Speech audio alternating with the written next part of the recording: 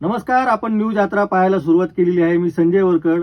आज आपण बोलणार आहोत राज्याचे दुसरे उपमुख्यमंत्री एकनाथ शिंदे यांच्या बाबतीत.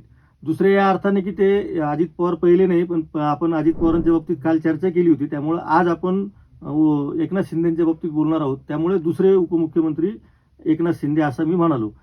आता महानगरपालिकांच्या जिल्हा परिषदांच्या निवडणुका बाकी आहेत.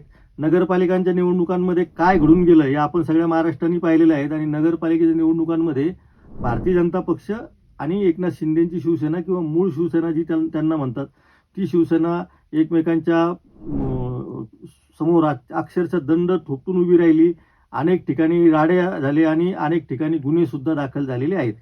या सगळ्या प्रकारानंतर एकनाथ शिंदेनी स्वतः अशी प्रतिक्रिया दिली की आमच्यामध्ये कुठल्याही प्रकारचा वाद नाही, बेबनाव नाही, तुम्हीच या सगळ्या बातम्या पसरवतात आणि तुम्हीच पतंगबाजी करतात. पण खरंच तसं आहे का, हे आपल्याला आता जाणून घ्यायचं आहे. आणि पुढं काय काय येऊ शकतं हे सुद्धा आपल्याला समजून घ्यायचं आहे. साधारणपणे मुंबई महानगरपालिकेमध्ये एकनाथ शिंदेच्या पक्षासोबत युती करायची नाही असं भारतीय जनता पक्षाचं ठरलेलं आहे. याविषयी आपण 2 महिन्यापूर्वी सुद्धा एकदा बोललो होतो. आजही पुन्हा तसंच वातावरण तयार झालेलं आहे.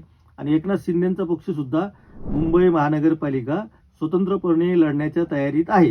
ही सगळ्यात महत्त्वाची गोष्ट आहे. कारण आता येणाऱ्या निवडणुकांमध्ये जिल्हा परिषदा, नगरपालिका कोण किती जिंकतं हे तितकं महत्त्वाचं आहे. तितकंच मुंबई महानगरपालिकेमध्ये कोणाचं पारडं जड राहतं आणि मुंबई महापालिकेमध्ये अंतिम चित्र काय असेल हे सुद्धा तितकंच महत्त्वाचं असणार आहे. कारण राज्याच्या निवडणुकी इतकीच मुंबई महापालिकेची निवडणूक महत्त्वाची आहे.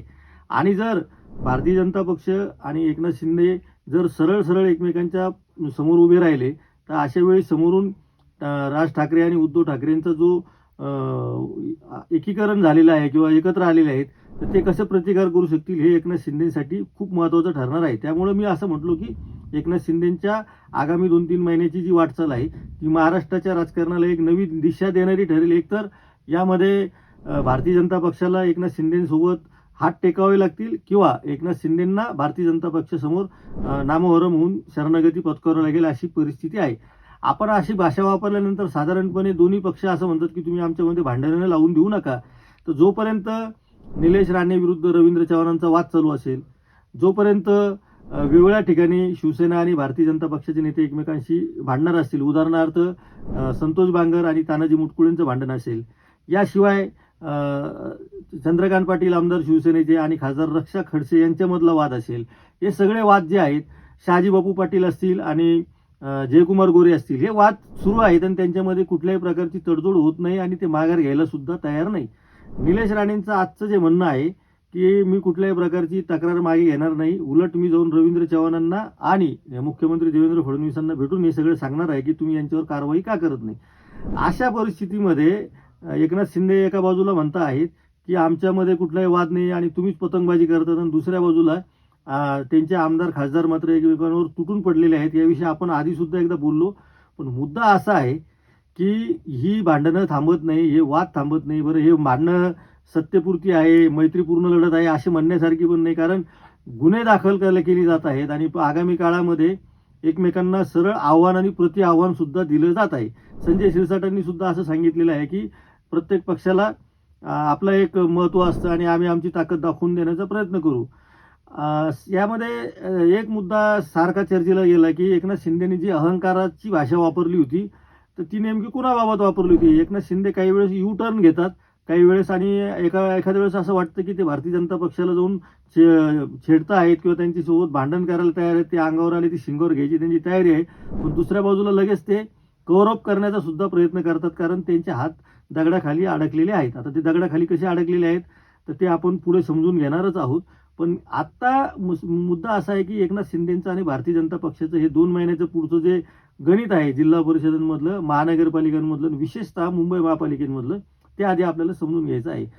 आता इतकी भांडणं झाल्यानंतर जर स्वतंत्रपणे लढले तर एकमेकांच्या विरुद्ध काय प्रचार करतील हा एक सगळ्यात महत्त्वाचा विषय आहे. विशेषतः मुंबईमध्ये काय करतील, म्हणजे मुंबईमध्ये तुम्हाला हिंदुत्वाच्या नावावर मतं मागायची, मराठीच्या मुद्द्यावर मतं मागायची, हा सगळ्यात मोठा पेच एकनाथ शिंदेसमोर असणार आहे. तो असा की ज्या हिंदुत्ववादी पक्षाचं बोट धरून म्हणा, हात धरून म्हणा किंवा त्यांच्या कडेवर बसून म्हणा एकनाथ शिंदे या सत्तेमध्ये सहभागी झालेले आहेत. तो प्रखर हिंदुत्ववादी पक्ष असं सांगतो की आम्हाला आम्ही खरे हिंदुत्ववादी आहोत. जसं राज ठाकरेंनी सांगितलं होतं की कुणाचा सदरा किती स्वच्छ अशी काही स्पर्धा लागलेली नसती, तरी पण भारतीय जनता पक्ष हा आता सर्वाधिक आक्रमकपणे हिंदुत्व मांडतो आहे निवडणुकांमध्ये. मग ते गटंगी बटंगी तो कटंगी असेल किंवा इतर सगळ्या गोष्टी असतील. तर अशा परिस्थितीमध्ये एकनाथ शिंदे हिंदुत्वाचा मुद्दा घेऊन कसं पुढे जाणार? दुसरं, मराठीचा मुद्दा जर एकनाथ शिंदे हातात घ्यायला गेले तर त्यांना काही पूर्वपीठिका काहीच नाही की मराठीसाठी त्यांनी आंदोलनं केली.